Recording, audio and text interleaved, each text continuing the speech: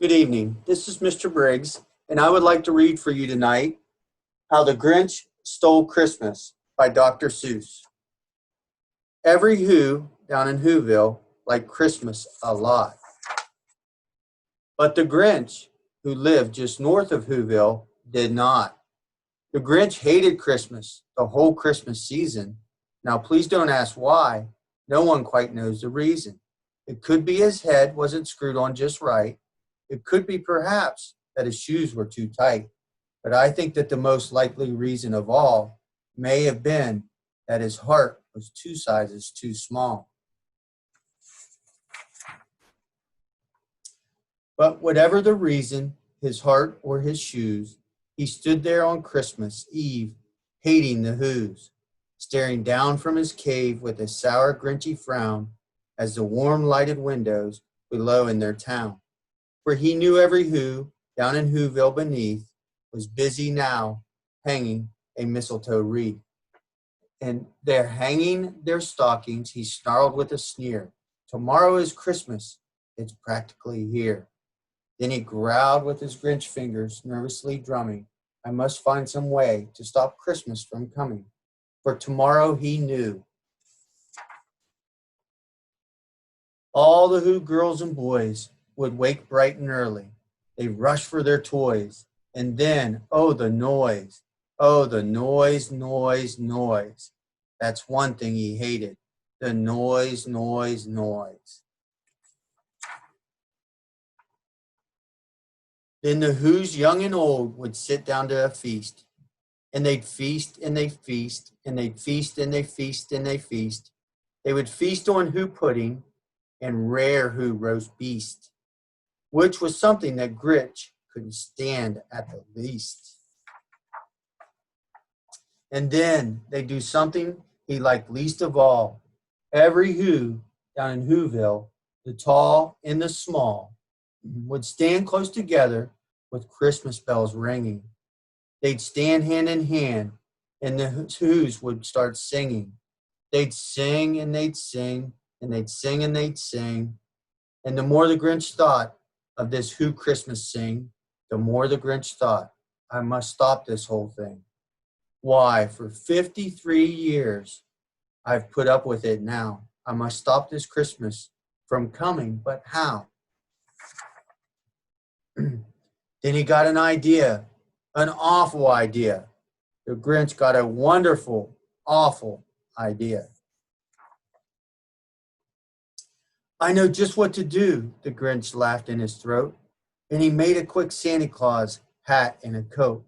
And he chuckled and he clucked, and great Grinchly trick. With this coat and this hat, I look just like Saint Nick. All I need is a reindeer, the Grinch looked around. But since reindeer are scarce, there was none to be found. Did that stop the old Grinch?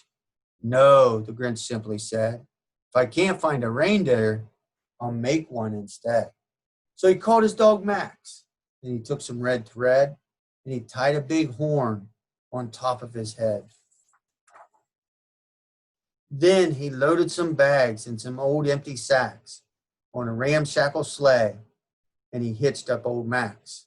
Then the Grinch said, giddy up, and the sleigh started down toward the homes where the Whos lay a snooze in their town. All the windows were dark, quiet snow filled the air. All the Whos were all dreaming, sweet dreams without care, when he came to the first little house on the square. This is stop number one, the old Grinchy Claus hissed, and he climbed to the roof, empty bags in his fist. Then he slid down the chimney, a rather tight pinch, but if Santa could do it, then so could the Grinch. He got stuck only once for a moment or two, then he stuck his head out of the fireplace flue, where the little Who stockings all hung in a row. These stockings, he grinned, are the first things to go. Then he slithered and he slunk with a smile most unpleasant around the whole room, and he took every present. Pop guns and bicycles, roller skates and drums, checkerboards, tricycles, popcorn and plums. And he stuffed them in bags. Then the Grinch, very nimbly, stuffed all the bags, one by one, up the chimney. Then he slunk to the icebox. He took the Who's feast. He took the Who pudding. He took the roast beast. He cleaned out the icebox as quick as a flash. Why, that Grinch, he even took their last can of Who hash. Then he stuffed all the food up the chimney with a glee. And now, grinned the Grinch, I will stuff up the tree. And the Grinch grabbed the tree and he started to shove when he heard a small sound like the coo of a dove. He turned around fast and he saw a small Who. Little Cindy Lou Who was not more than 2. The Grinch had been caught by this tiny Who daughter who got out of bed for a cup of cold water. He stared at the Grinch. She stared at the Grinch and said, Santa Claus, why? Why are you taking our Christmas tree? Why?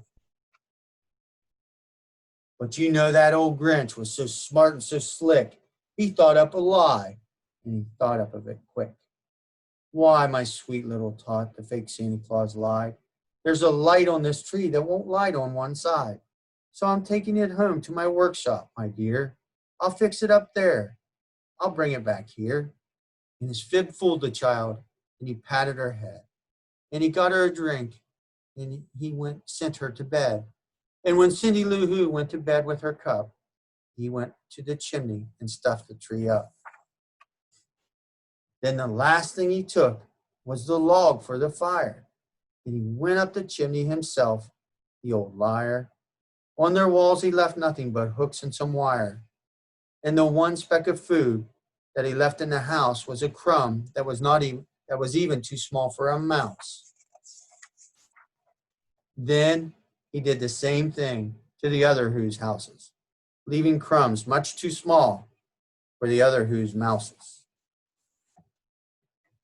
It was 15:15 dawn, all the Who's still in bed, all the Who's still a snooze, when he packed up his sled, packed it up with their presents, their ribbons, their wrappings, their tags, and the tinsel, the trimmings, and the trappings.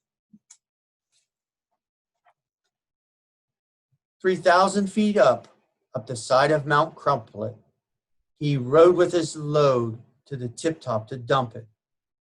Pooh, pooh, to the Who's, he was grinlessly humming. They're finding out now that no Christmas is coming. They're just waking up. I know just what they'll do. Their mouths will hang open a minute or two. Then the Who's down in Whoville will all cry, boo-hoo. That's a noise, grinned the Grinch, that I simply must hear. So he paused, and the Grinch put his hand on his ear. And did he hear a sound rising over the snow? It started in low, then it started to grow. But that sound wasn't sad. Why, this sound sounded merry. It couldn't be so, but it was merry, very. He stared down at Whoville. The Grinch popped his eyes. Then he shook. What he saw was a shocking surprise. Every Who down in Whoville, the tall and the small, was singing without any presents at all. He hadn't stopped Christmas from coming. It came. Somehow or other, it came just the same. And the Grinch, with his Grinch feet ice cold in the snow, stood puzzling and puzzling. How could it be so? It came without ribbons. It came without tags. It came without packages, boxes, or bags. And he puzzled 3 hours till his puzzler was sore. Then the Grinch thought of something he hadn't before. Maybe Christmas, he thought, doesn't come from a store. Maybe Christmas, perhaps, means a little bit more. And what happened then? Well, in Whoville, they say that the Grinch's small heart grew 3 sizes that day. And the minute his heart didn't feel quite so tight, he whizzled his load through the bright morning light. And he brought back the toys and the food and the feast. And he himself, the Grinch, carved the roast beast. I'd like to wish everybody a Merry Christmas from Mr. Briggs in New Concord Elementary.